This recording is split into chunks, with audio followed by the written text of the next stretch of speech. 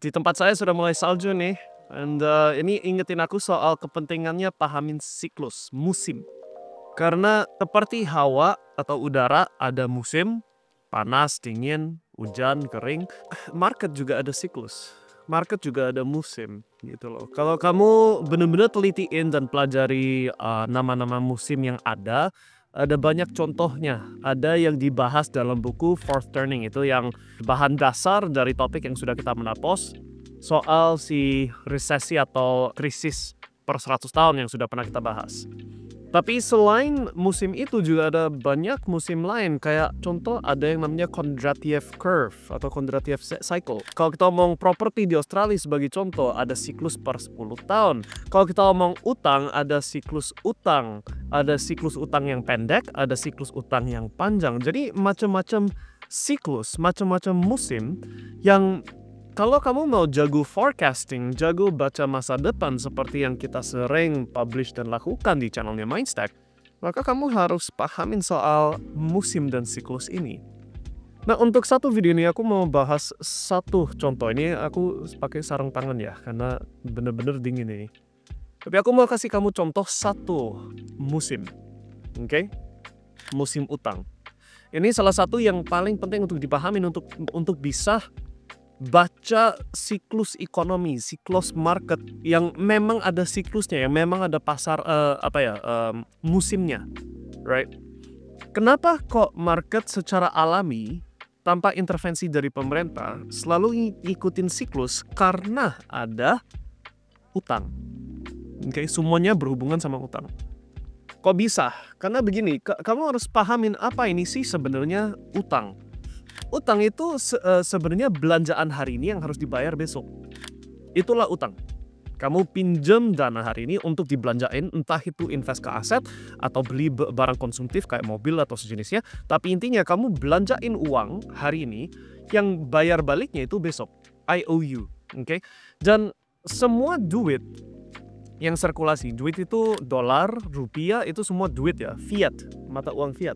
90 berapa persen ya, mungkin bisa ditampil sama editor, tapi something like 96% atau berapa, itu utang, bukan uang original, gitu loh.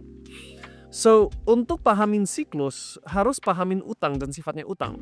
Nah, kalau udah paham bahwa utang itu sesuatu hal yang kamu belanja hari ini, bayarnya besok, maka tentu saja kalau kita paham bahwa belanjaan saya itu penghasilannya orang yang terima belanjaan saya. Paham nggak? Kalau kamu penjual baju misalkan di toko, belanjaan customer kamu itu income-nya kamu. Bagian itu paham ya?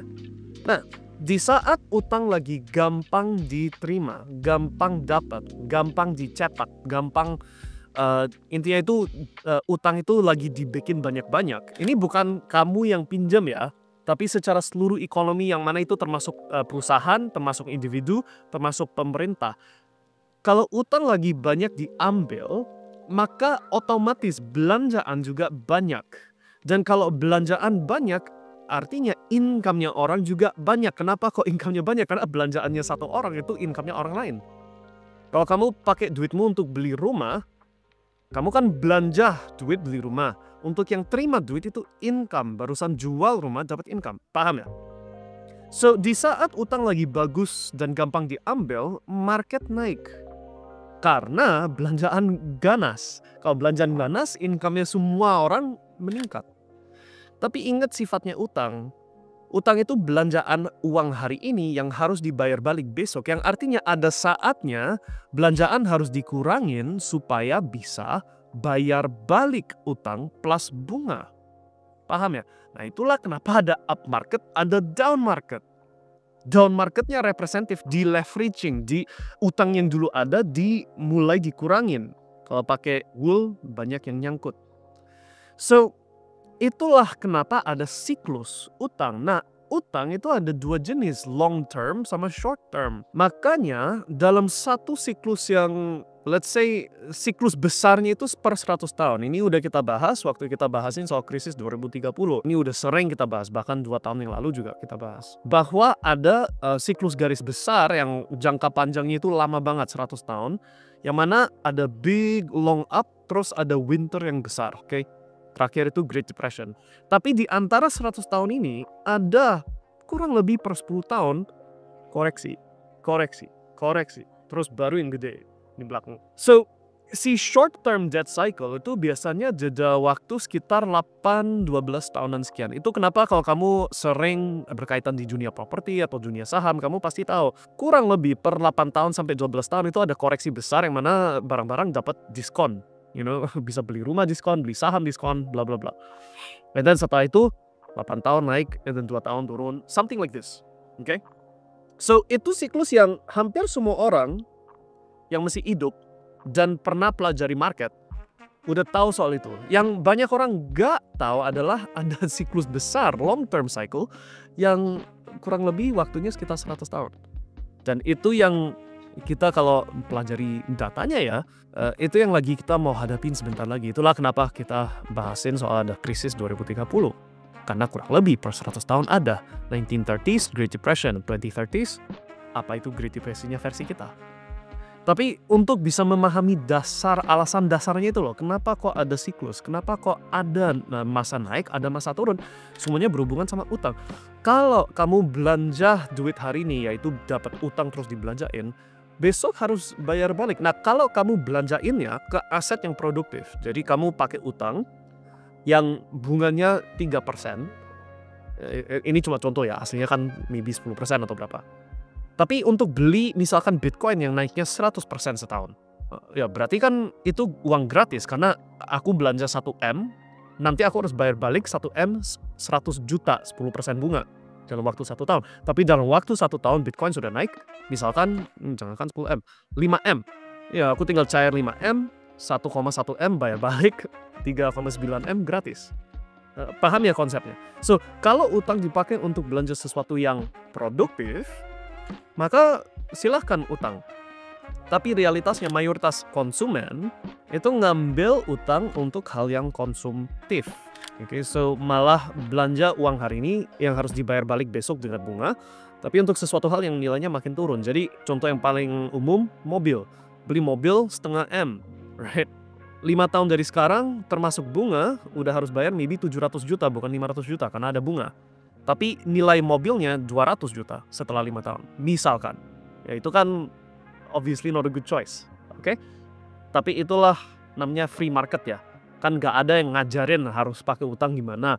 Harus persiapan untuk nanti ada down market dan lain-lain. Gak ada yang siapin itu. Jadi karena gak ada edukasinya, karena gak ada yang pelajari histori, semua pikir lagi saat naik, enak-enak aja. Silakan utang banyak-banyak gitu loh. Tapi mereka lupa bahwa ada saatnya harus turun. Oke, belanjaannya harus dikurangin, utang harus dibayar balik dengan bunga. Kalau gak dibayar balik maka default, dan kalau default tergantung. Kalau ini tingkat negara, default berarti kayak contoh beberapa negara gak bisa bayar balik utang, maka akses ke resources dibatasi. Misalkan gak bisa beli obat, gak bisa beli senjata dan sejenis itu. So ini hal-hal yang harus kamu pahamin. Nah, soal solusinya bagaimana soal siklus-siklus ini sesuatu hal yang gak peduli sekarang, 100 tahun yang lalu, bahkan 5.000 tahun yang lalu, selalu ada siklus utang. Even di zamannya Bible atau zaman itulah ya. Dulu ada konsep yang, saya lupa persis namanya, kebetulan apa. Ada istilahnya yang mana per 80 tahun, utang semua dimaafin. Oke? Ini zamannya kayak buku Leviticus atau apa gitu lah, aku lupa persis yang mana. Tapi ada di kayak kita ngomong 3.000-4.000 tahun yang lalu, even then ada Jubilee. Thank you. Baru ingat. Namanya Jubilee. So, per 80 tahun semua utang berapapun nilainya, berapapun bunganya itu dimaafin gitu loh. Itu hukumnya zaman itu. So, itu untuk encourage orang-orang yang kasih pinjaman, pastikan kamu sadar kalau 80 tahun dimaafin, berarti kalau masih sisa 10 tahun dari 80 tahun, jangan kasih utang lebih dari 10 tahun. Karena kalau lebih dari 10 tahun, dimaafin, hilang gitu loh duitnya, gak akan balik. So, itu sistem zaman kuno, right? Oh, kalau kita maafin semua utang per 80 tahun, berarti ada natural reset dan secara otomatis orang kasih pinjaman itu responsible gitu loh. Yang masuk akal, yang pasti bisa dibayar balik sebelum semuanya dimaafin. Itu satu solusi. Tapi kita berada sekarang di 2025, yang mana hukum seperti itu gak ada. Adanya free market. Yang artinya kalau kamu kasih bunga, pas di puncak, kasih utang pas di puncak, dan kamu yang ambil utang pas di puncak, dan semua orang rata-rata harus mulai bayar balik utangnya, kamu yang beli sesuatu dan pinjem dana pas di atas, dan kamu yang nanti jadi korban, yang hilang rumah, yang bangkrut, yang pilot, yang bla bla bla. Oke?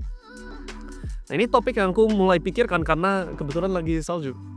Semua orang lagi happy-happy, lagi senang-senang main salju, tapi aku justru lagi mikirin ini actually ada hal yang berkaitan sama hal yang bukan musim udara, musim weather. Dalam hal ini aku lagi omongin siklusnya market.